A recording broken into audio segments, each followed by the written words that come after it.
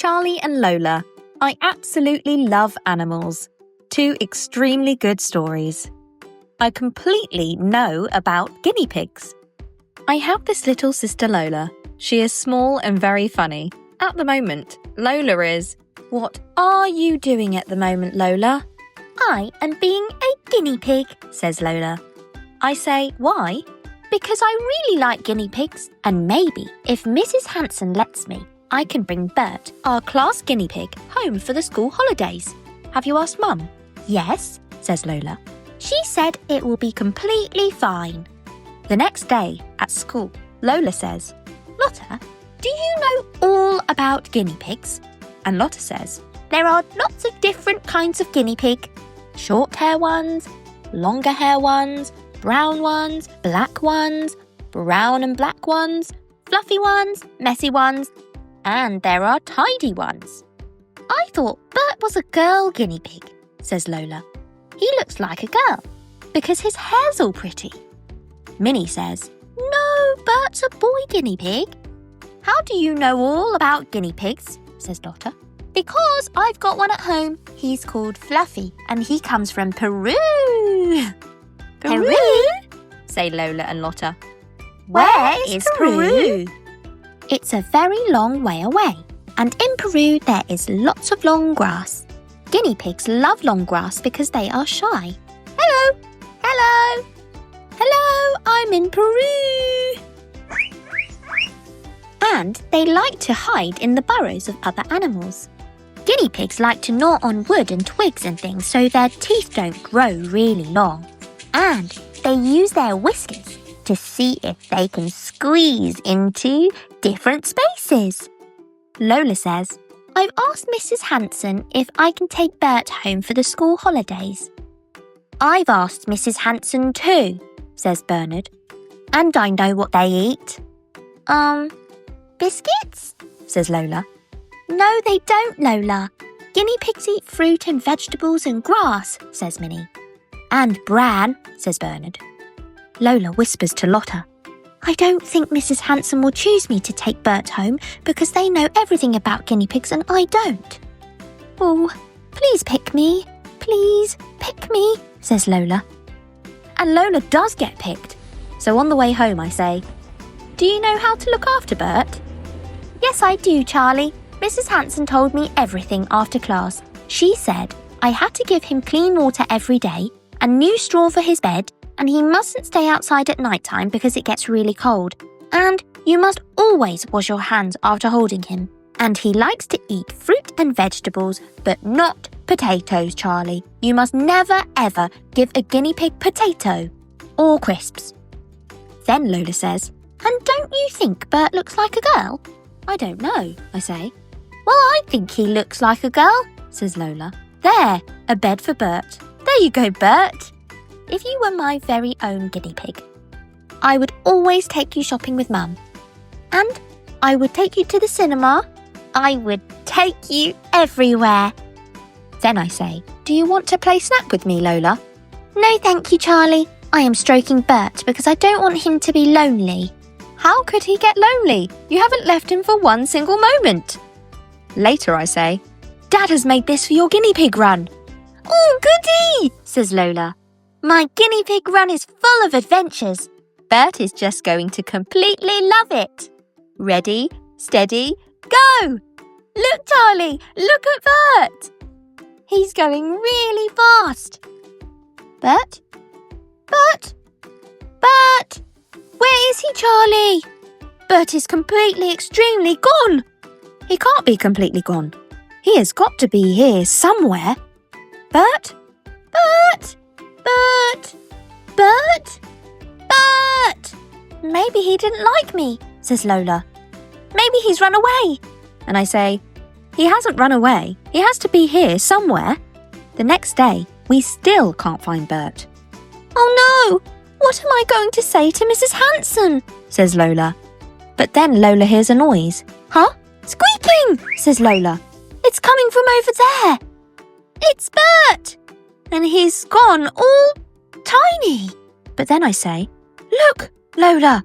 And Lola says, lots of Berts. And I say, I don't think Bert is a boy, Lola. What do you mean? Says Lola. I think Bert has had babies. And Lola says, I said he was a girl. I will not, ever, never forget you, Nibbles. I have this little sister Lola. She is small and very funny. Today, Lola is very excited because Mum and Dad say I'm allowed to have a pet mouse. Lola says, Charlie, why don't you call your mouse Mouse? I say, well, I think I'll call him Nibbles because he likes to chew things. Hello, Nibbles, says Lola. Can I please hold him, Charlie? And I say, not yet, Lola. The man in the shop said we have to let him get used to us and to his new home slowly. Nibbles makes lots of noise in his cage. Lola says, he's running very fast in his wheel, Charlie. I say, mice like to run in a wheel, Lola. It's how they exercise. Every time I play with Nibbles, Lola always wants to join in too. She says, Nibbles really is extremely clever. Ooh, make him go up my arm too, Charlie. When it's bring a pet to school day, I take Nibbles with me. In assembly, I say, mice are really clever. Also, they have tails which are the same length as their bodies. Mice use their whiskers so they can feel where they are. I am now going to show you how clever my mouse Nibble is. My sister, Lola, is going to help me. You can do it, Nibbles. Go to Lola. And Nibbles walks across the tightrope. Lola says, Nibbles did it! And then Nibbles walks upside down. On the way home, I say, when Nibbles is older and bigger, he might be able to do all kinds of tricks. Lola says, yes, millions and hundreds of people will come to see Nibbles, the daredevil mouse. He could be the first ever mouse to cross a waterfall on a tightrope, I say. Come on, Nibbles. Yes, come on, Nibbles, says Lola. Marv says, oh, I can't watch. You can do it, says Lotta. He's the cleverest mouse in the universe, says Lola. Lola says, Nibbles will have to be much bigger to do that trick, won't he, Charlie? Yes, Lola. I say, he will need to be more of a grown-up mouse. Nibbles plays with me and Lola in summer and autumn and winter, and he plays with us in spring. But then one morning I go to wake Nibbles up and he's very still. Lola says, Sleepy Nibbles, do you think he will wake up if I go and get his favourite mouse food? No, Lola, I say, because I think that Nibbles has died. Lola says, I don't think so, Charlie. He is just tired. Then Lola says, Nibbles is completely not moving, Charlie. So I say, I'm afraid, Lola, that Nibbles is definitely not going to wake up. Later on, Mum says we can use a shoebox to bury Nibbles in. Lola says, why do we have to bury him, Charlie? It's what you do when your mouse dies, I say. We could make Nibbles a sarcophagus. What is a sarcophagus? Says Lola. I say, in ancient Egypt, when people died, they were buried in a sarcophagus. Each sarcophagus was decorated and it would be filled with the person's favourite things. I think it would be nice to make one for Nibbles because he was really special. Lola says, yes, Nibbles was completely, definitely very special. So, we decorate a special shoebox for Nibbles and we put all his favourite things into it. Lola says, Nibbles loved glitter and he loved leaves and he really loved his wheel and that was his favourite sock. Hey, that's my sock, I say. But Lola says, no, Charlie, that was Nibbles' favouriteest sock. Later, Mum puts Nibbles in the special box we made and Dad digs a hole in the garden in a really nice place by the tree. I say, Nibbles, you were a very clever mouse and I didn't really mind about you nibbling everything. And Lola says, I will not ever, never forget you, Nibbles. A couple of weeks later, we go to Marv's house to see his new mouse. It's called Squeak. I say, maybe we should get another mouse, Lola. But Lola says, no, Charlie. I will be very extremely upset in case the next mouse dies too. Marv says, all mice die, Lola, because you see, they don't live for a very long time. But then we see Lola isn't listening.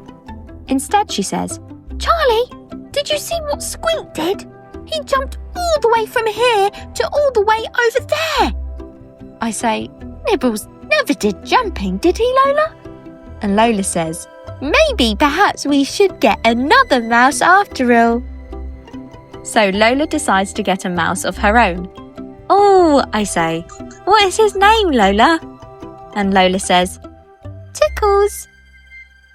Thanks for watching. Don't forget to like and subscribe for more videos just like this one.